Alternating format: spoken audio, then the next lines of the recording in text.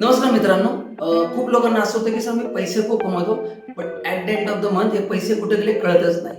तर तुम्ही जर त्यापैकी एक असाल तर हा व्हिडिओ शेवटपर्यंत जरूर बघा. तर मित्रांनो, आज तुमच्यावर मी एक बजेटिंगचा खूप सुंदर रूल शेअर करणार आहे, ज्याचा आहे नाव रूल 50-30-20. आता रूल कसा काम करतो समजून घ्या. लेट्स से तुमचं सॅलरी 1,00,000 रुपये आहे. ॲझ्युम करा त्यातला 30,000 रुपीज टॅक्स पे केला, तर राहिले की तुमच्याकडं 70,000 रुपीज.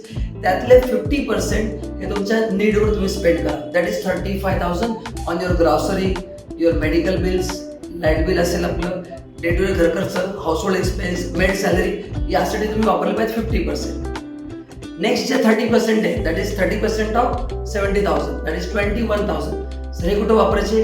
हे वापरायचे एन्जॉयमेंटसाठी. असं मला शॉपिंगला जायचं आहे, आयनॉक्सला मूवी बघायला जायचं आहे, वीकेंडला कुठे ट्रिपला जायचं आहे, काही कपडे खरेदी करायची, तर यासाठी तुम्ही वापरू शकता 30%. आणि जे रिमेनिंग 20% आहे, विच इज 14,000 ऑफ 70,000, हे तुम्ही वापरले पाहिजे तुमच्या EMI पे करण्यासाठी, तुमचे लोन पे करण्यासाठी. आणि समजा त्यात एक्स्ट्रा पैसे राहिले तर ते एक्स्ट्रा पैसे तुम्ही EMIला भरू शकता.